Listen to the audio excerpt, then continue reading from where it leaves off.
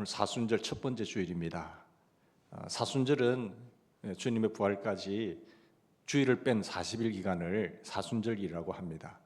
특히 우리 교회 절기 가운데 주님을 묵상하고 십자가의 고난이 왜 주님께서 당하셨는지 그것을 깨닫고 더 경건하게 살고자 하는 기간이지요. 물론 우리 부활의 기쁨이 있지만 고난이 없는 부활은 없습니다. 고난 뒤에 찾아오는 것이 부활의 영광이요, 십자가 뒤에 있는 것이 부활입니다. 고난을 외면한 사람은 그 부활의 영광에 참여할 수가 없지요. 근데 우리 사순절 기간 동안에 여러 인물들이 있는데 정말 귀하게 쓰여졌던 인물들도 생각했으면 좋겠고, 또 그렇지 않은 인물도 좀 생각했으면 좋겠습니다. 어떤 한 사람의 영향력이 얼마나 소중한지요. 바울이 그 사명을 가지고 아드라 무테나오라는 배를 타고 주님의 로마의 복음을 전가를 가는데 풍랑이 일잖아요. 그 풍랑이 일는 배가 왜 살아남느냐? 바울 한 사람 때문에, 사명 때문에 살았어요. 276명이 그걸 타고 있었는데 하나님이 그 풍랑 가운데도 배에 침몰 직전에 바울 한 사람의 그 복음적인 사명 때문에 그 배 전체 인원을 살려주십니다. 그런가 하면은 아간이라고 하는 범죄 한 사람 때문에요, 이스라엘 백성들이 전쟁할 때 다 망합니다. 여리고 성도 무너뜨리고 승리했던 그들이 아이성이라는 조그마한 성 저것쯤이 할 때에 아간의 범죄로 말미암아 한 사람 때문에 그 전쟁에서 완전히 패하는 장면을 보지 않습니까?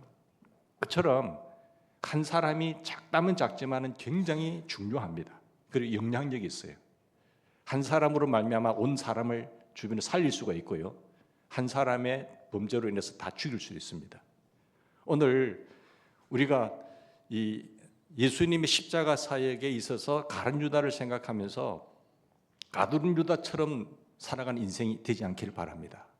이 길만큼은 가지 않아야 되겠다, 그런 결심을 하고 우리가 죄와 더불어 승리하는 우리가 되기를 바랍니다. 유다가 어떤 인물이냐? 우리가 생각해보면 성경 생각에 있어서 가장 많은 실수 가운데 하나가 유다라고 하는 사람을 필요 이상으로 미화를 시키고 있어요. 휴머니스트다, 위대한 철학자다, 선한 일을 많이 한 사람이다, 이렇게 굉장히 좋은 사람인 것처럼 미화를 하고 그렇게 붓을 들고 작성을 하고 있습니다. 그런데 성경에 대한 가장 심각한 고개의 하나들이거든요. 성경을 얼마나 심각하게 고개하고 있습니까? 그런데 성경은 사실 그대로 직구하고 있습니다. 요한복음 12장 6절에 보면 이 가룟 유다를 뭐라고 하는가 하면요, 도적이다 이렇게 기록하고 있어요. 도적이다. 예수님의 제자잖아요. 근데 너는 도적이야.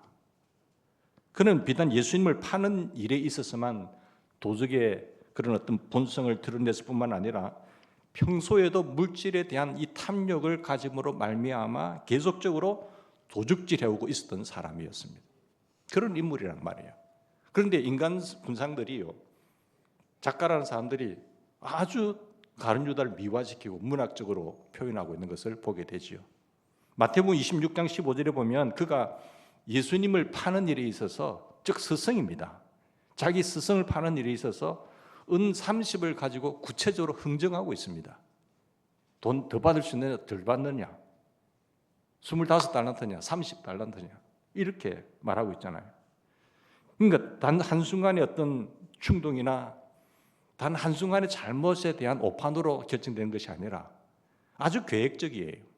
우리는 인간이란 연약함 때문에 실수를 할 수 있잖아요. 그런 걸 봐줄 수가 있죠. 그런데 그거를 계획적으로 짜고 자기의 이권을 위해서 흥정하면서 계획을 진행시킨다 하는 인물입니다. 평소의 삶에 있어서 돈에 대한 욕심과 물질에 대한 탐욕을 극복하지 못하고 있었는가를 우리가 단적으로 보여주고 있는 장면들 아닙니까? 마태복음 27장의 첫머리 부분에 보면 이런 말씀이 있어요. 그가 예수님을 판 후에 그 예수님의 법정에서 이제 정죄되는 모습을 보지요. 그 상황을 보고 어떻게 합니까? 후회하는 장면이 나와 있어요. 그때 후회해봐야 무슨 소용이 있겠어요? 아, 내가 정말 잘못했구나. 그러면서 그 은 30을 반환합니다. 그 돈 갖고 배불을 했는데 정죄를 받고 반환하고 어떻게 합니까? 자살에 죽서는 거예요. 마지막 그 파멸의 모습을 볼 때 참 안타깝지 않습니까? 왜 가룟 유다는 예수님을 팔게 되었는가? 이 문제에 관해서 우리는 필요 없는 인간의 상상이나 그런 판단을 할 필요는 없습니다. 성경 그대로 이 사람은 물질의 욕심 때문에 자기 스승도 팔아넘겨버려요. 그리고 유다의 드라마, 가룟 유다의 그 사건의 드라마는 한마디로 뭐라면은 돈을 사랑한 비극의 결과다라고 보면 되겠습니다. 우리가 이 세상을 살아가는 데 있어서요, 돈 없이는 살 수 없잖아요. 그죠? 돈은 필요한 겁니다. 근데 이 돈에 대한 욕심, 돈에 대한 어떤 탐욕 때문에 자기 인생을 망치는 결과를 맞게 됩니다. 성경은 우리가 인간의 삶을 살면서 성경도 돈이 필요하다는 것을 말해줍니다. 혹은 돈을 그런데 바르게 사용해야 된다라는 가르침을 하고 있습니다. 하나님께서 내게 돈을 맡겼을 때에 청지기로서 어떻게 잘 관리하느냐에 따라서 하나님 더 맡길 거예요. 그런데 맡겨보고 이 청지기는 이 종은 아니다라고 할 때는 안 되거든요. 그러니까 돈을 정말 잘 사용하셔야 됩니다. 바르게 사용하셔야 됩니다. 돈에 관해서 경계하고 강조하는 그런 말씀들을 보면은 돈에 대해서 경계하는 말, 돈을 사랑하지 말라, 돈을 섬기지 말라 이렇게 말했어요. 그런데 인간들은 뭐니 해도 머니가 문제라 그래서 돈을 숭배하고 있어요. 우상화시키고 있다는 것이 큰 문제라는 것입니다. 성경은 돈 그 자체가 악이라고 가르치지 않습니다. 디모데전서 6장 20절에도 보면 돈을 사랑함이 일만악의 뿌리다라고 말하고 있습니다. 그러니까 유다의 사건은 돈을 사랑한 비극의 결정체예요. 우리 보면 유다의 생애를 추적하면서 돈을 사랑하는 것이 그의 삶에 있어서 얼마나 안 좋은 결과를 가져왔는지를 우리가 알 수 있습니다. 돈을 사랑하는 것이 그의 삶에 어떤 결과를 가져왔는지를 보면은 첫 번째가 뭔가 하면은 부정직이에요. 정직하지 못한 삶을 살게 됩니다. 마태복음 26장에 보면 너희 중에 한 사람이 나를 팔 것이라 이렇게 예수님이 말씀하십니다. 이때 제자들이 저마다 접니까? 주님, 제가 그렇습니까? 그렇게 말할 때에 가룟 유다도 자기가 뭐라 합니까? 저입니까? 묻습니다. 그러니까 25절에 보면 가룟 유다도 랍비여 내니입니까? 라고 묻는데 이 대목에 있어서 그것은 이미 예수님을 파는 흥정이 끝난 후거든요. 예수님을 팔기로 흥정이 끝났는데 그 이후에 예수님 질문하니까 저마다 모른 척하면서 냅니까? 냅니까? 자기가 주님을 팔았다는 사실을 알면서도 그것이 나입니까? 라고 되풀이하고 반문하고 있는 모습을 볼 수 있습니다. 부정직하잖아요. 이것은 자기 자신에 대한 철저한 기만입니다. 그것은 도적질하고 있으면서도 정의의 투사인 것처럼 보이고 있잖아요. 그리고 자기 자신을 가장하고 있고 가난한 사람들을 생각하는 척하고 있고 자선을 한 번도 베푼 적이 없는 사람이 가난한 사람들에게 커다란 관심을 가지고 있는 사람인 것처럼 보이고 있습니다. 부정직, 이것은 그가 돈을 사랑했던 삶의 모습 중에 하나의 모습인 것이에요. 또 하나는 뭔가 하면 가룟 유다는 돈에 대한 사랑을 통해서 대단히 위선적인 인간성을 그려내고 있습니다. 위선적이다.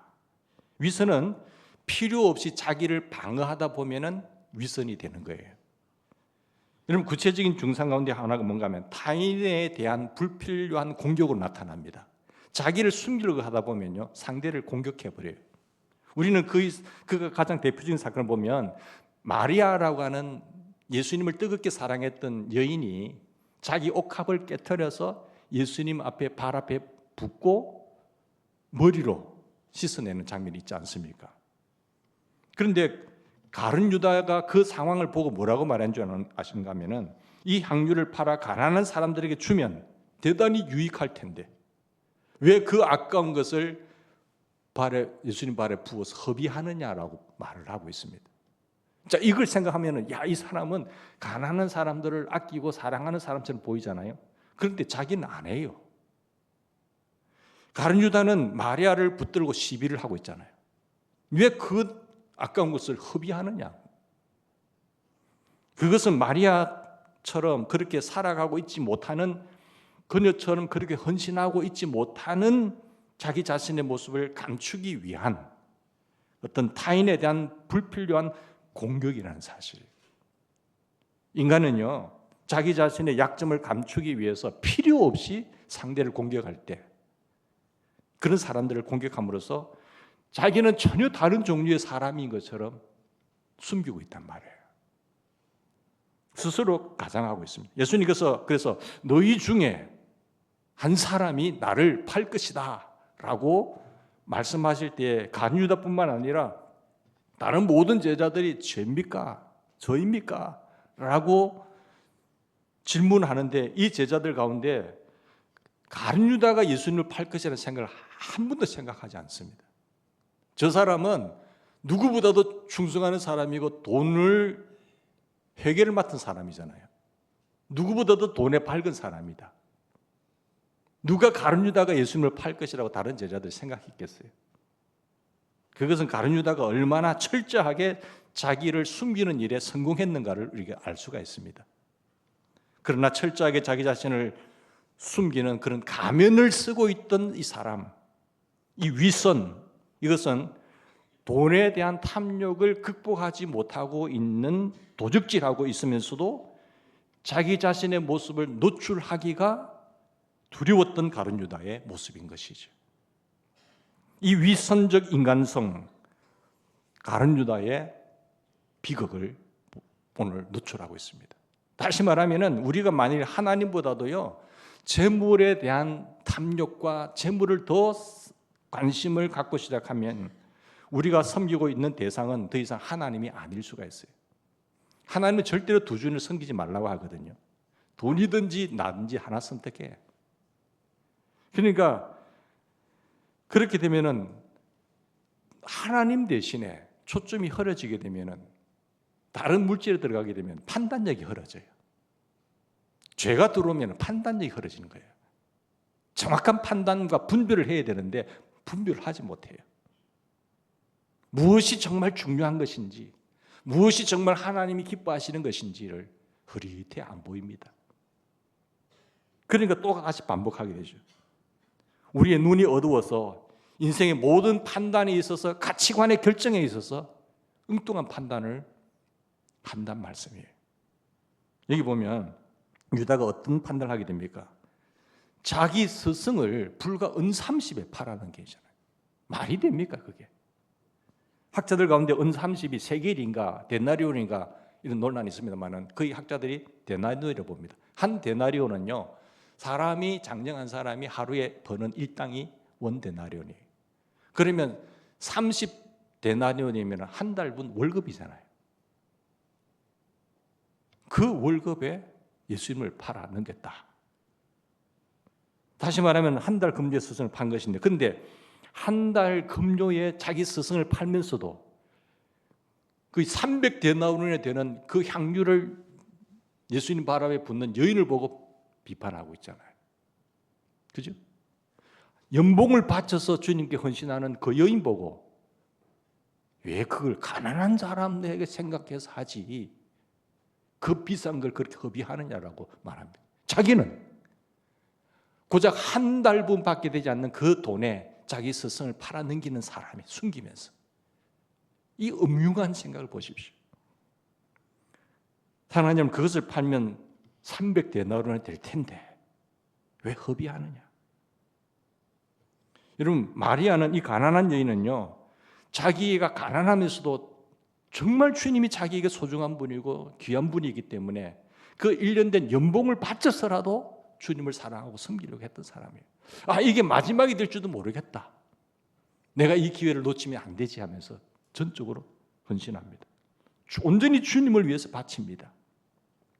그에게 있어서는 오감이나 그 향유보다도 주님이 훨씬 더 소중한 분이고 주님이 나의 가치관에 있어서 전부였고 주님이 더 귀한 분이었기 때문에 그런 행동이 가능한 것이죠. 이 얼마나 현저한 대조가 됩니까? 마리아와 유다의 대조. 스승에 대한 자기의 애정을 표현하기 위해서 자기의 주인에 대한 자신의 사랑을 표현하기 위해서 1년의 금료를 완전히 쏟아부으면서 사랑하고 헌신했던 이 여인이 있는가 하면은 고작 그 한 달분의 금료를 얻기 위해서 스승도 없고 뭐도 없고 다 팔아넘겨버리는. 여러분, 이런 가치관의 전도, 이 왜곡, 너무너무 어처구니 없는 그 판단, 그것은요, 돈에 눈이 어두워진 나머지 돈을 사랑했던 그 애정의 어떤 비극의 모습인 것을 볼 수가 있습니다. 자, 돈을 사랑하는 것은 가룟유다로 하여금 부정직한 삶을 살게 되죠. 그런 인간상으로 낙인 찍히죠. 그리고 위선적인 모습을 보이죠. 그리고 잘못된 오판을 가져왔습니다. 그러면서 마지막으로 중요한 게 뭔가 사단에게 자기 자신을 완전히 넘겨줘 버립니다. 이 불행 보십시오.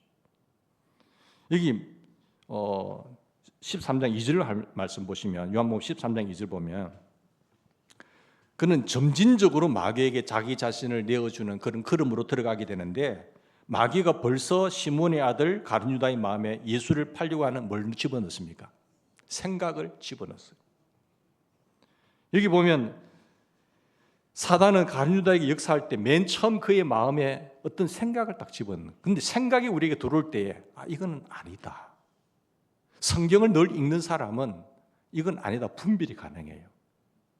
그런데 그렇지 못한 사람은 자기의 이익을 따라서 판단해 버리죠. 욕심을 따라서 판단해 보면 이 돈 되겠네. 그 생각이 들었을 때 사탄아, 약한 마귀야, 쫓아내야 되는데 그것을 받아들여 버려요. 오케이. 그러면서 계획을 합니다. 말을 합니다. 행동 계획을 추진하죠. 그러면 넘어가 버린 거예요. 그러니까 사단은 가룟유다에게 역사할 때 맨 처음 그의 마음에 한 가닥의 생각을 딱 집어 넣었을 때 그것을 받아들이냐 안 받아들이냐, 그게 따라서 결정해요. 누구에게 넣을 수 있어요. 근데 가룟유다는 그 생각을 받아들여 버려요. 우리는 언제나 어떤 생각을 하고 사느냐가 굉장히 중요합니다. 그래서 여러분 아침에 일어나셨을 때 하루의 일정을 생각할 때, 계획을 세울 때 이것이 정말 하나님 기뻐하시는 계획이냐, 그걸 점검하셔야 됩니다. 순간중간 놓으면 넘어질 수 있으니까. 그리고 잠자리에 들 때는 오늘 내가 계획에 따라서 얼마나 선한 일을 했느냐 체크하셔야죠. 하나님도 성령님도 영이고 마귀도 영이기 때문에 누군가를 통해서 일을 해요. 누군가를 통해서 말하게 만들고 누군가를 통해서 행동하게 만들었고 자기 일을 추진합니다. 우리는 성령의 주님의 도구가 되어야지, 의의 병기가 되어야지요. 마귀의 병기로 산다는 것은 그건 저주입니다. 그래서 나 자신에게 있어서 내 생각 관리는 굉장히 중요합니다. 여러분, 성령 충만이 뭡니까? 벌떡벌떡 뛰는 게 성령 충만인가요?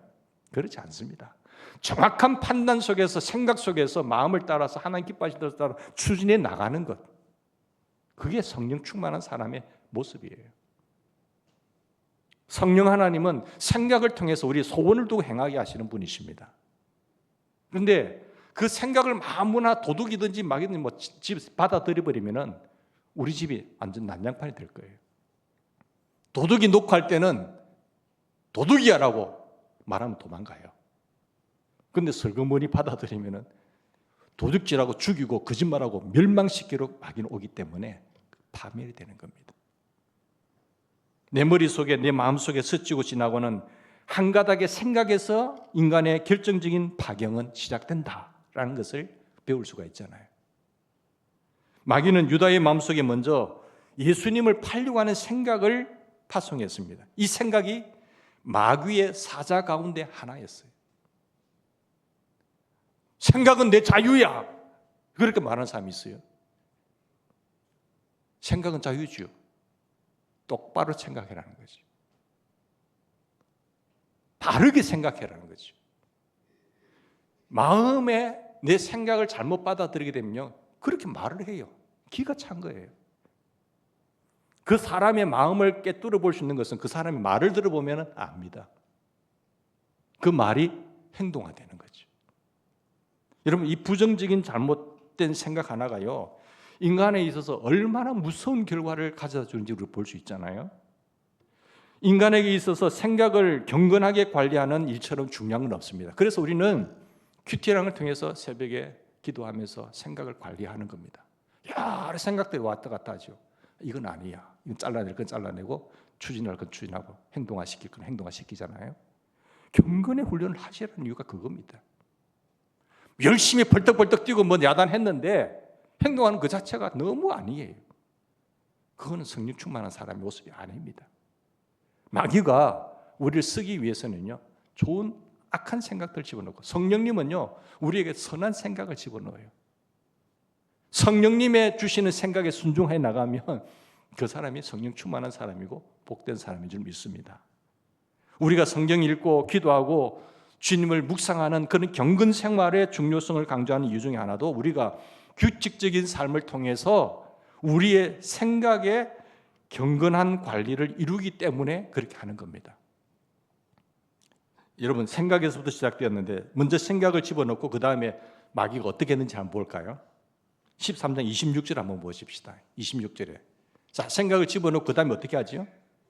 예수께서 대답하시되 내가 떡 한 조각을 적셔다가 주는 자가 누굽니까? 나를 팔자라. 곧 한 조각을 적셔서 가르치는 말이야. 주니까 유다에게 줬잖아요. 그 사람이 나를 팔자라고 하는 거예요. 이거는 회개하라는 말 아니에요, 주님이.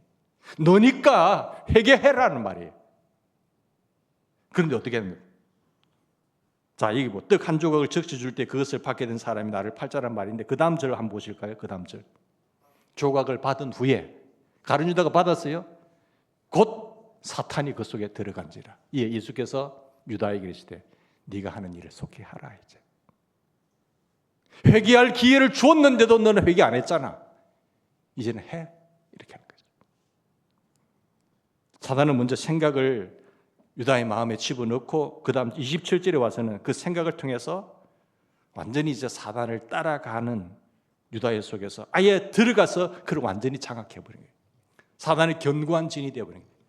이제 내 사람이야. 마귀는 안도하는 거지.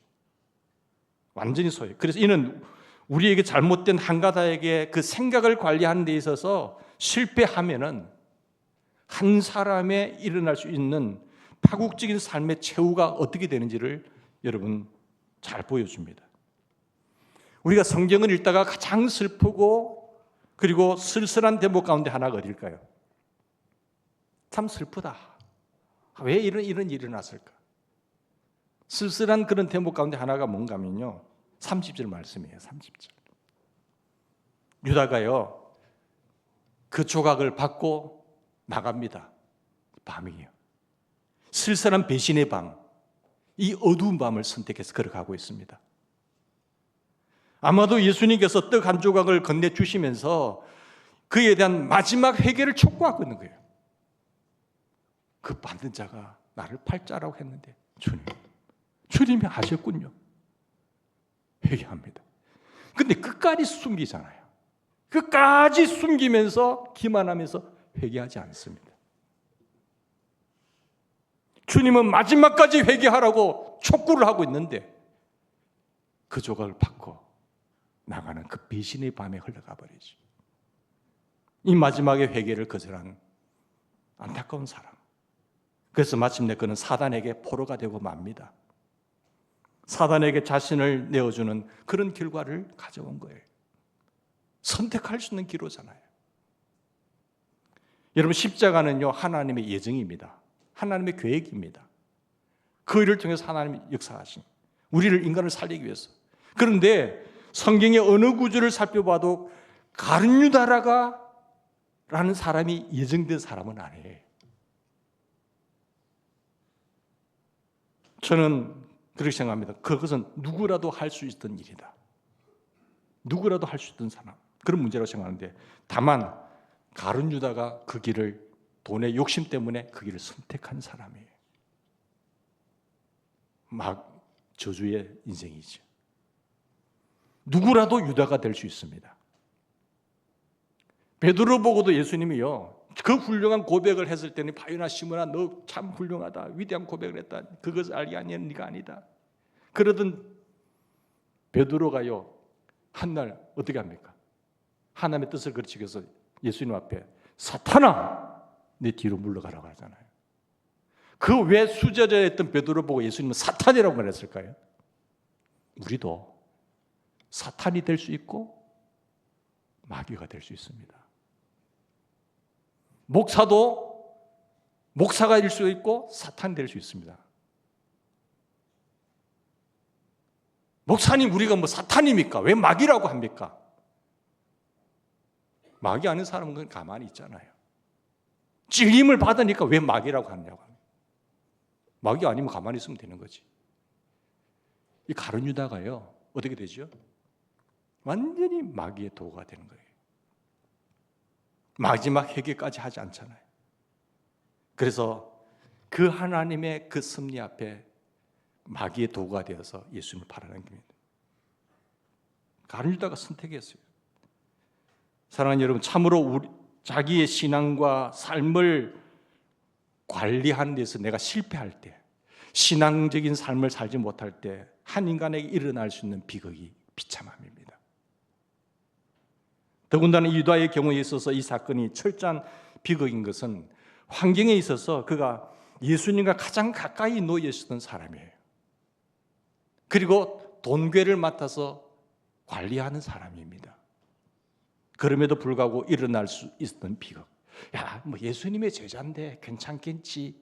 다 방관했을 때, 안심했을 때, 예수님과 가장 가까운 자리에 따르면서도 가장 커다란 역사적인 비극을 만들 수 있는 주인공이 될 수 있다는 슬픔을 우리는 여기서 읽을 수 있잖아요. 그래서 모든 일에는요, 내부 고발자가 제일 무서운 거예요. 첫째는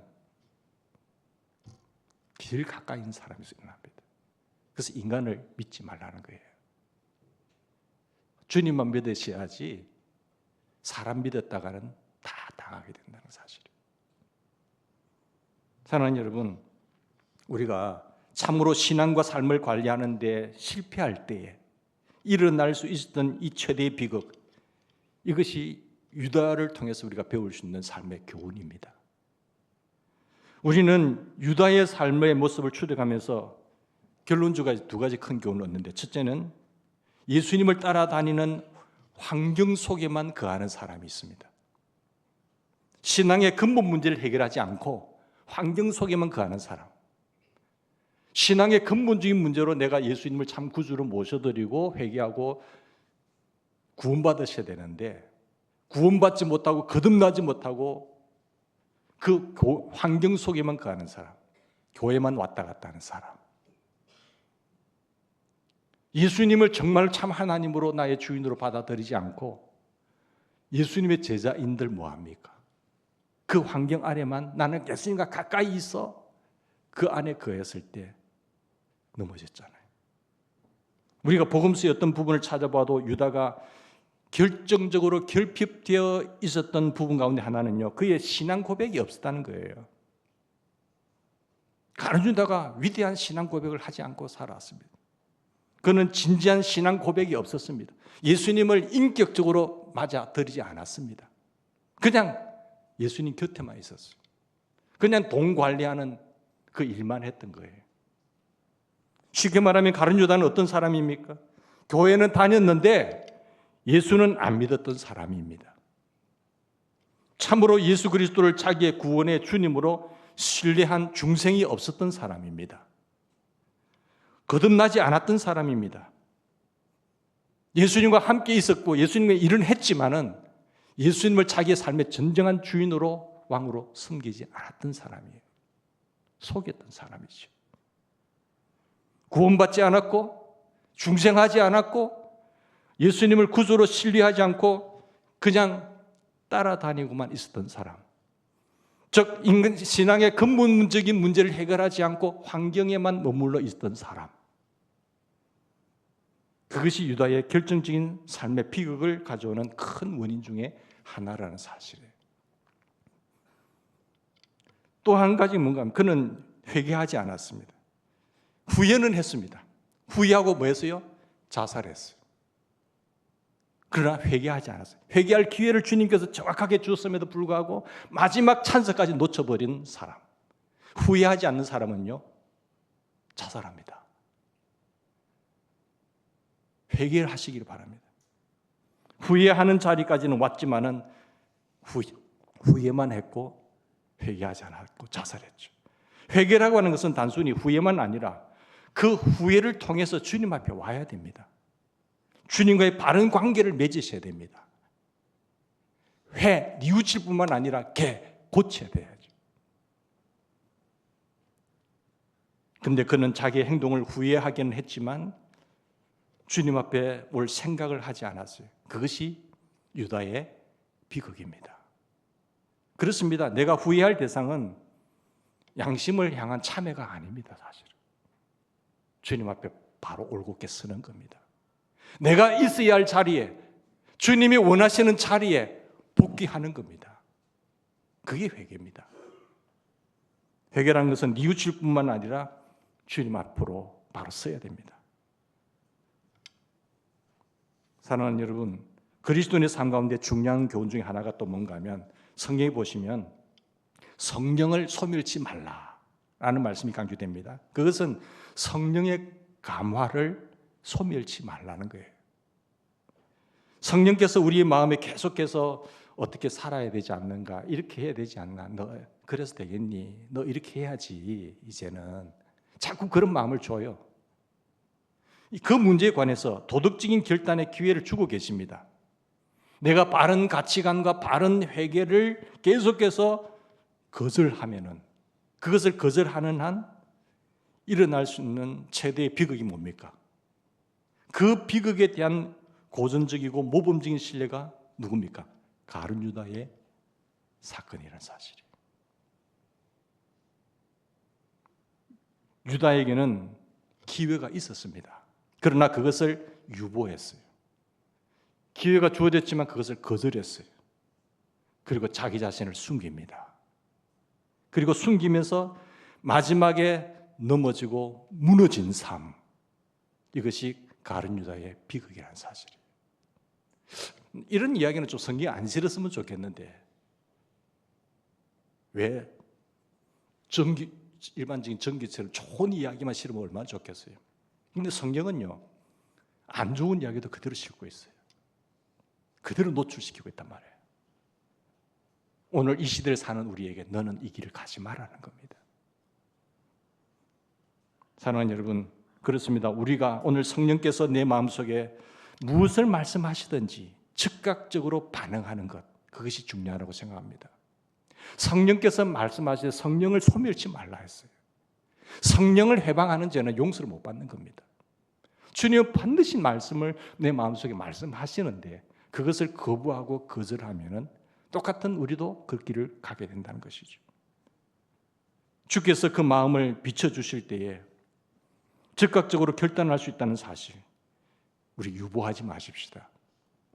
자기 성찰에 있어서 이것은 즉각적이고 날마다 그리고 순간마다 이루어져야 한다는 사실을 오늘 유다의 삶을 통해서 배울 수 있기를 바랍니다.